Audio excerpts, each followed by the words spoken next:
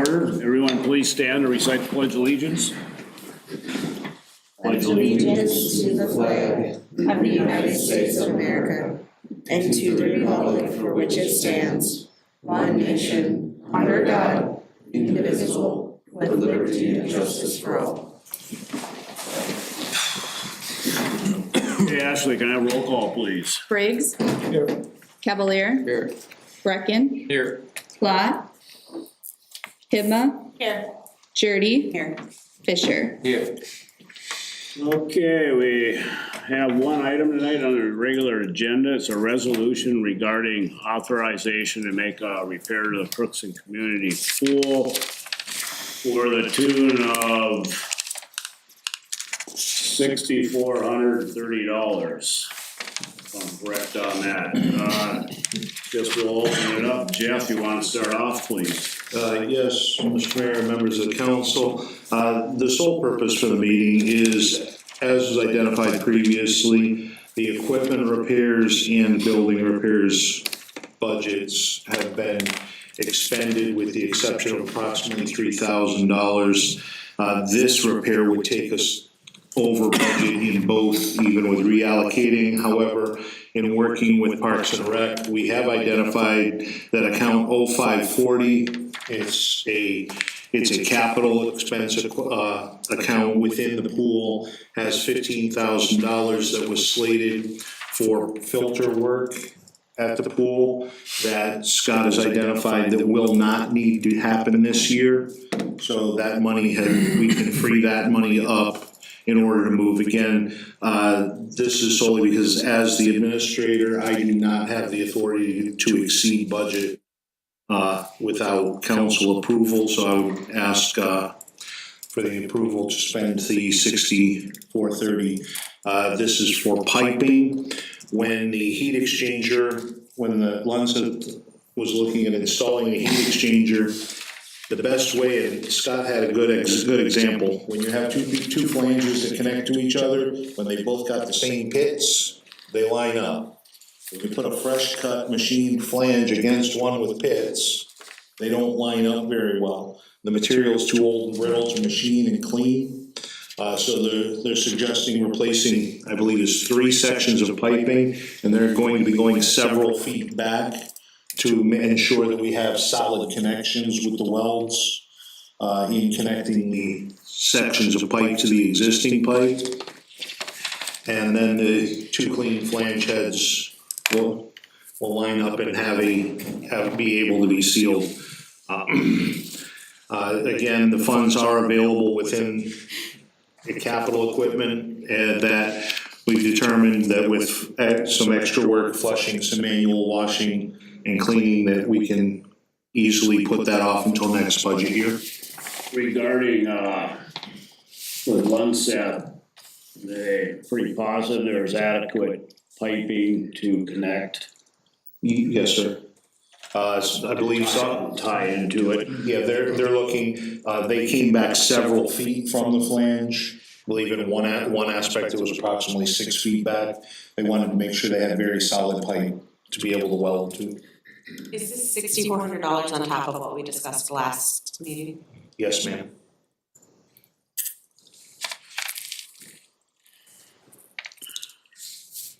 Further discussion from anyone? Just wondering how long is this gonna put us deeper in the hole if something else major comes up?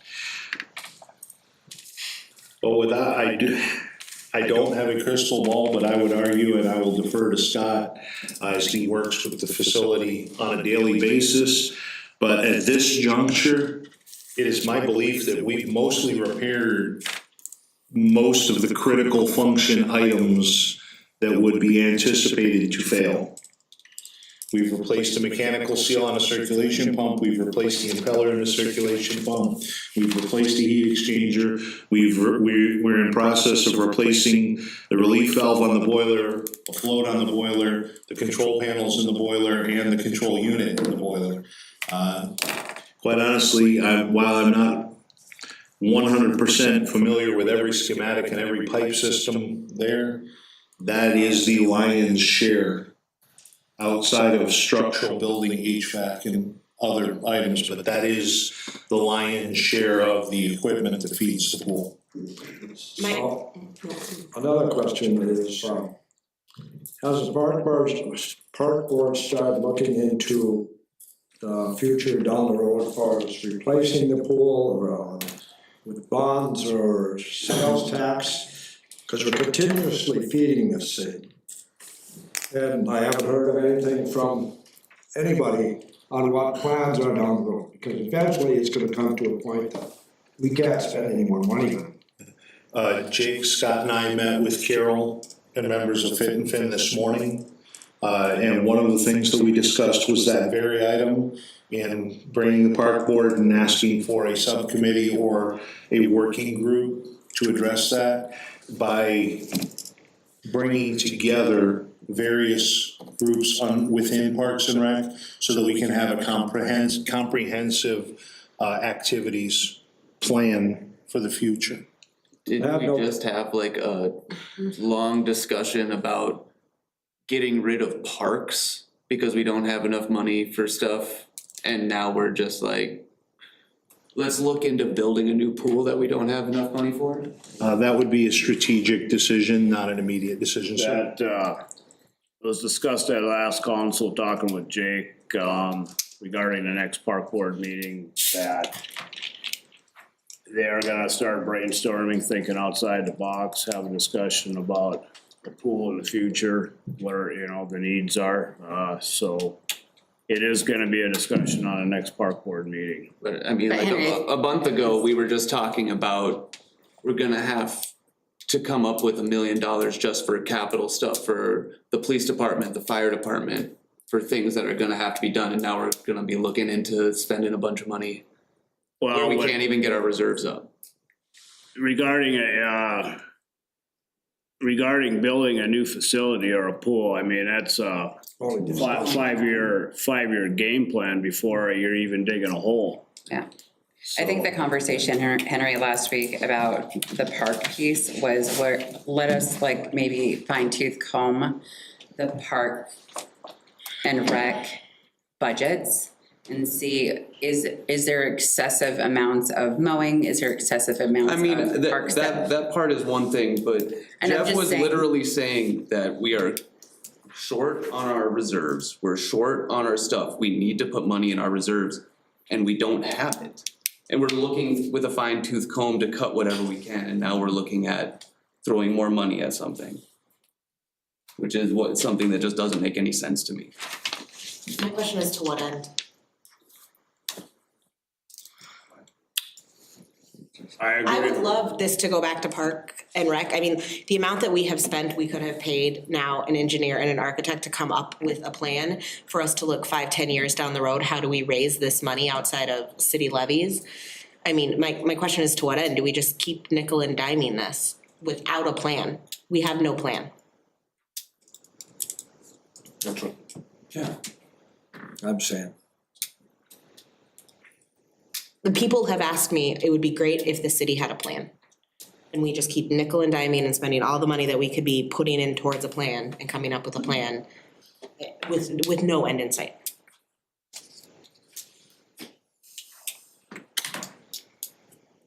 Yeah, I just feel, you know, it's like double-edged sword, what's gonna happen next? We fix something and then it's another problem. Fix something, it's another problem, so. Mayor, might I address the council? Yes.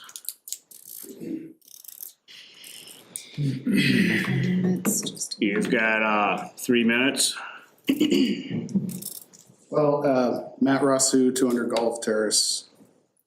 You guys know me as a resident. I offered myself up as a person that could be part of a, whatever you want to call it, group, to come up with a plan for capital improvements to the pool. I'm still offering myself up to be a part of that. I hadn't heard it from any council member. We want this pool. It makes sense to everyone who uses it, everyone who values it. It's an important aspect of this community, and we don't want another abandoned building in our downtown area. I've had a lot of feedback on some posting I had on Facebook, and vast majority of those replies were in favor of keeping the pool to save the pool. And I'm just a resident, but I was here last time, we saved the pool, and I'll be here, every time you guys even whisper about closing the pool, which is why I posted, because I don't want to be surprised again. So when I hear two council members saying that, why should we keep putting money in it, now 3, this is why, because the community values it. The community values it, that's why. It's not rocket science. This is what we want. And I'm willing to work with you guys to try coming up with a plan. You could even name it after me if you guys are so afraid. The Matt Rosu bill of tax increase, I don't care. This is what we want. Let's do it. Let's not nickel and dime. Let's not play around. Let's not piecemeal it. Let's get it done. And I'm offering myself up to take the blame since you guys are so afraid to do action.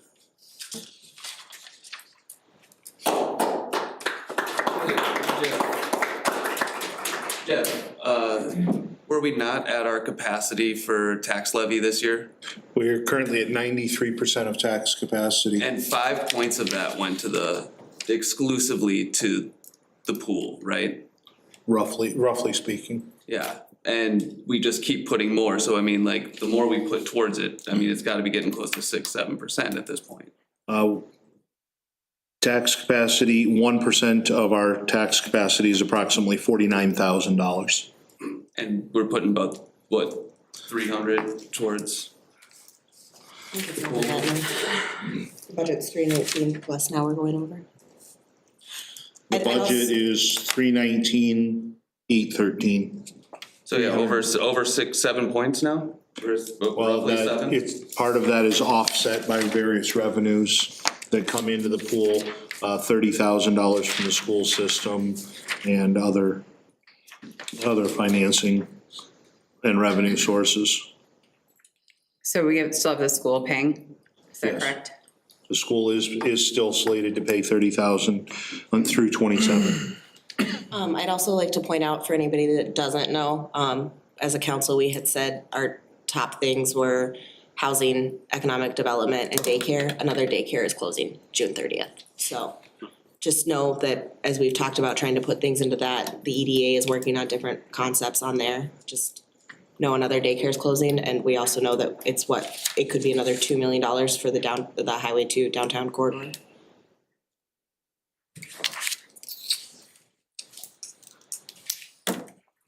Further discussion?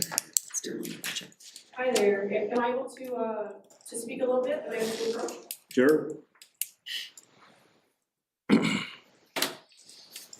Hello, my name is Angela Robertson. I live at 532 Summit Avenue.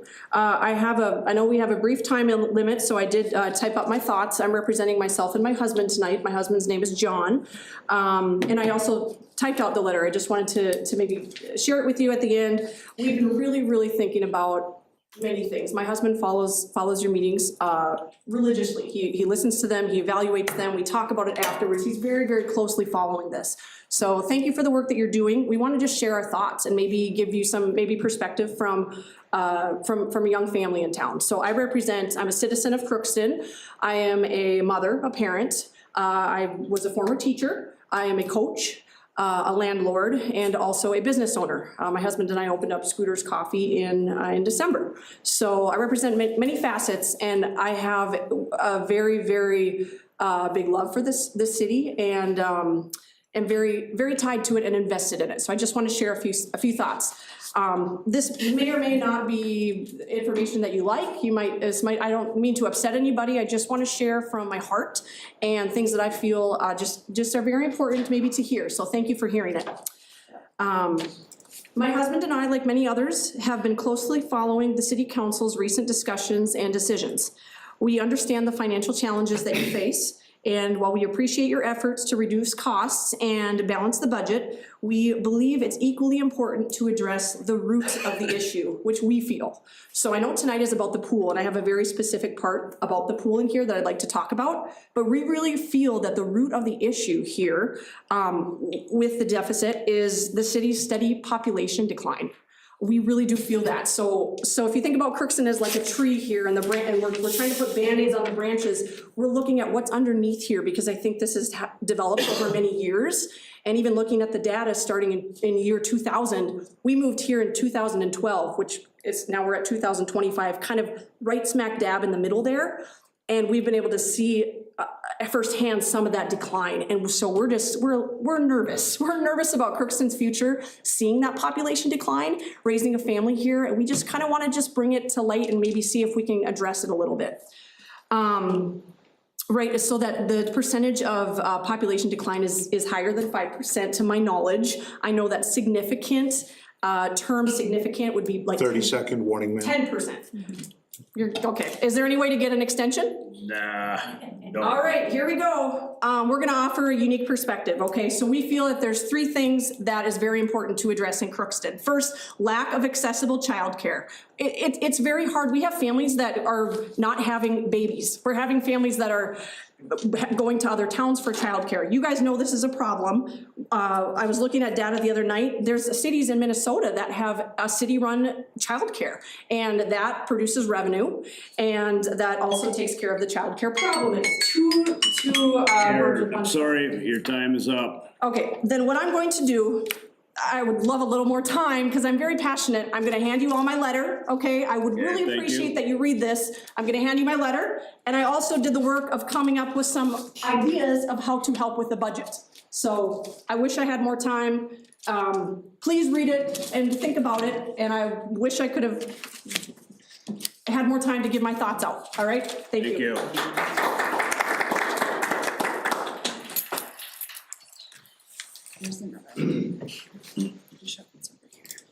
Yes, yes.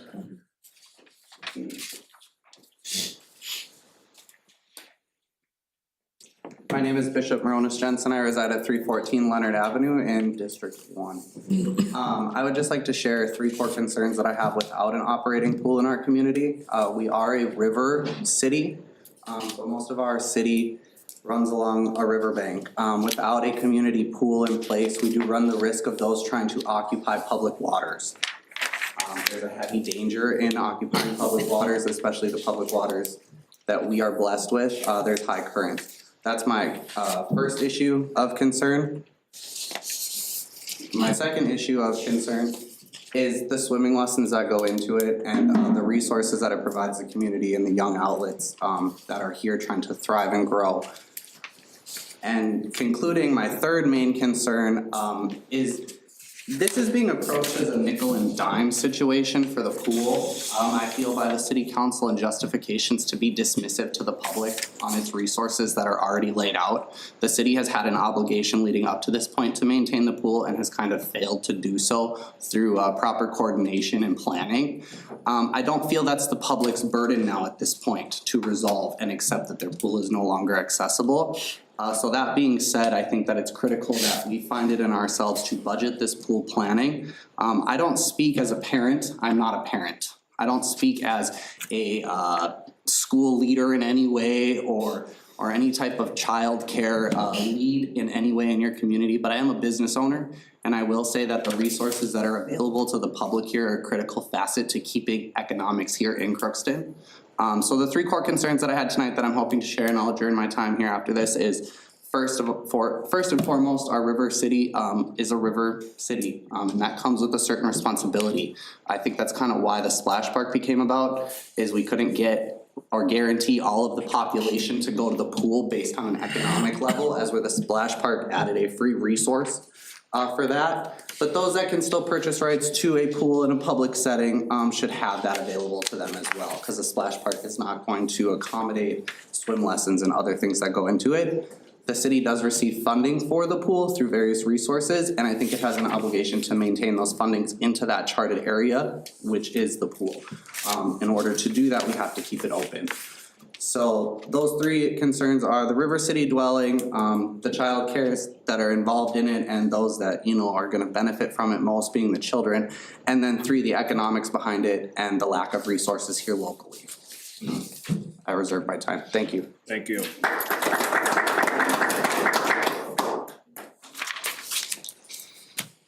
Further discussion from council? I personally think that if we have the money in the equipment budget, that we do this, and I think for two reasons. That's pretty significant. I think one, with some lessons coming up, that's a big thing, but also our club kid utilizes that pool on a regular weekly basis. And so if not there, then where? And if this is what it takes and we have the money in the budget, I would like to see us continue on, at least for now.